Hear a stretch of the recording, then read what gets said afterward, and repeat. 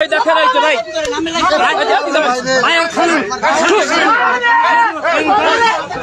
জনগণ ধরে দেখেন, এই হোমপাড়াতে গিয়ে জনগণ ধরে আমরা হাবিবুল্লাহ বাহার ছাত্রদল, আমি সাইফুল ইসলাম এবং বিদাস সহ এখানে আপনার জগন্নাথের ছাত্রদল বাসেদ ভাই এবং বিশেষ করে আপনার ছাত্রদলের কেন্দ্রীয় সংসদের যুগ্ম সম্পাদক আপনার সে ধরে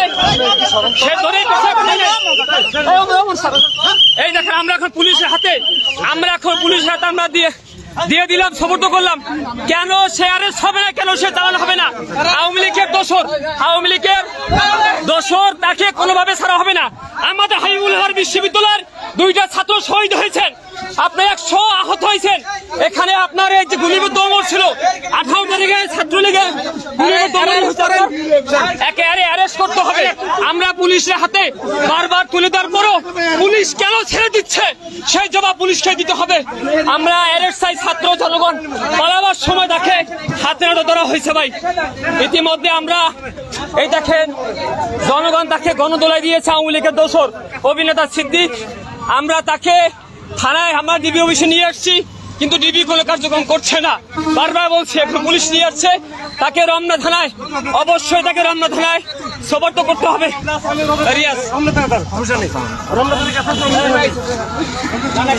দর্শক আওয়ামী লীগের আস্থানা এই বাংলায় হবে না।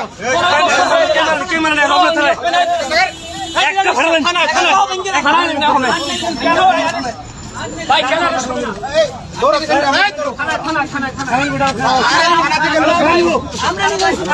ভাই আমরা থানা নিয়ে যাবো তো।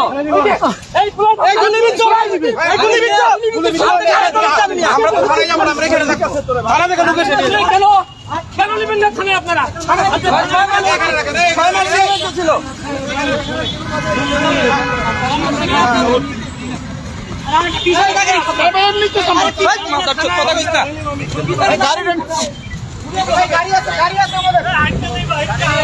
রমনা থানা আড়া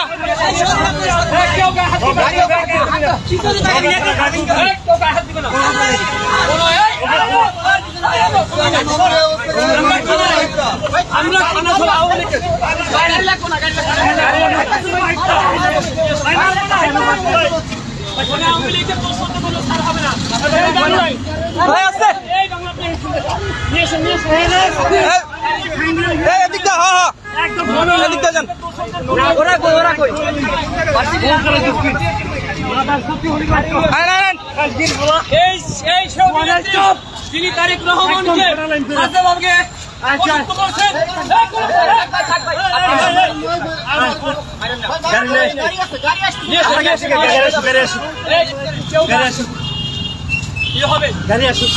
কোন দোষর যে আওয়ামী লীগের আপনি জানেন বৈষম্য আন্দোলনে বৈষম্য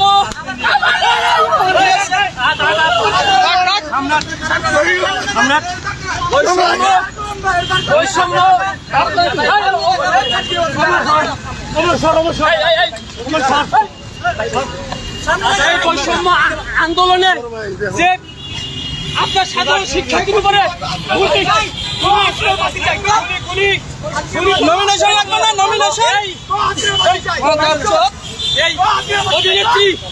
এই অভিনেত্রী আপনার ও কিন্তু সরাসরি ছাত্রদের বিপক্ষে গিয়ে ও গুলি করার সে পক্ষে দোষদের পক্ষে ছিল, তাকে কোনো ছাড় হবে না। সমস্যা কি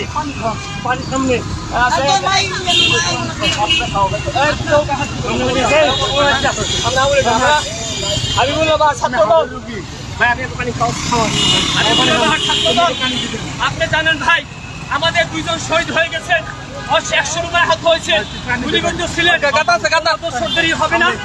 আমরা থানায় গেলাম, ডিবি আপনাদের তাকে অ্যারেস্ট করে নেয়, আমরা থানায় নিয়ে যাচ্ছি। থানা আমাকে আইনের হাতে আইন আমরা তুলে নেব না, আইনের কাছে আমরা সমর্থন করে দেবো।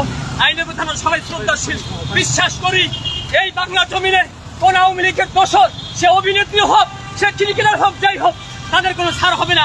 আমার ভাইয়ের রক্ত যখন দিয়েছি, রক্ত আরো দেবো, তারপরে কোনো আওয়ামী লীগের দোষর এই বাংলায় আসতে পারবে না ইনশাআল্লাহ। যেহেতু জীবন আমরা প্রস্তুত, আমরা জীবন মহানগর ঢাকা মহানগর করবো। হান্নান ভাই তিনি বিষয়টি জানেন।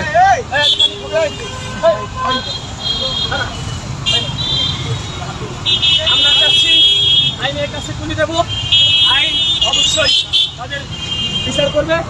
এটা আমাদের ঢাকা মহানগর পূর্ব ছাত্র দলের বিপ্লবী সাধারণ সম্পাদক শ্রী ভাই বিষয়টা তিনি জানেন এবং সংগ্রামী সভাপতি সোহাগ ভুইয়া তিনিও বিষয়টি জানেন।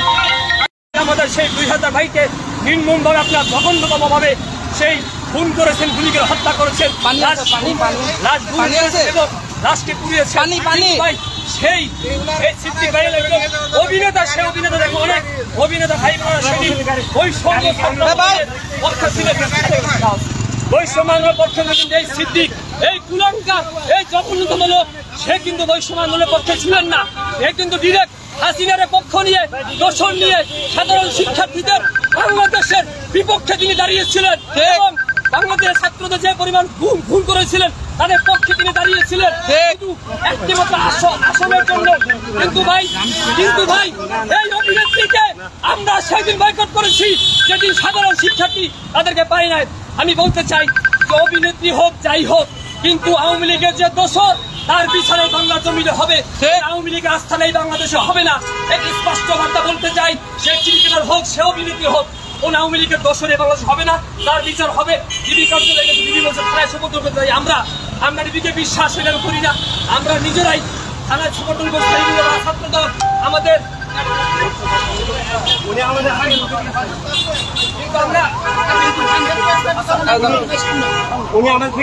কিন্তু আমরা দেখেন, আমরা তাকে যথেষ্ট সম্মান দেখিয়েছি, আমি তাকে কোনোই করি নাই।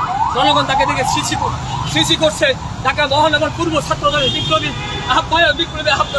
সভাপতি সোহাগ ভুইয়া ভাই তিনি বিষয়টি তিনি তাকে যখন বলা হয়েছে এবং সাধারণ সম্পাদক হান্নান শরীফ ভাই সে বলেছেন ছাত্রদল কখনো আইন হাতে তুলে নেয় না, তা আমরা থানার কাছে সমর্থন করছি আমরা এবং আদালতের মাধ্যমে বাংলার জন্য তার বিচার হবে। এই একটা কথা। দ্বিতীয় কথা হলো ভাই,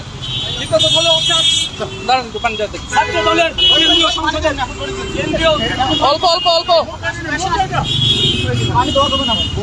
আচ্ছা পানি আপনার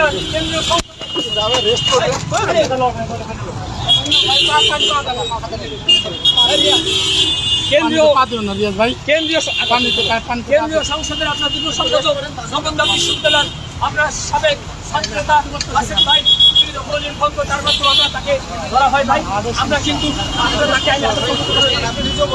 করে দিচ্ছি, সেটা একটা কথাই বলবো ভাই।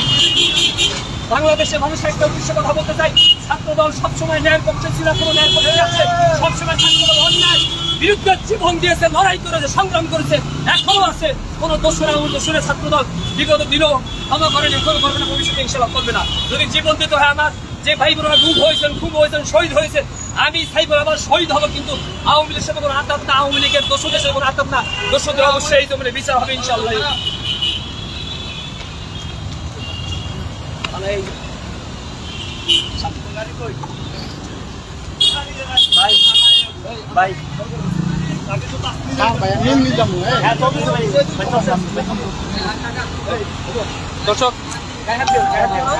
দর্শক আপনারা দেখতে পাচ্ছেন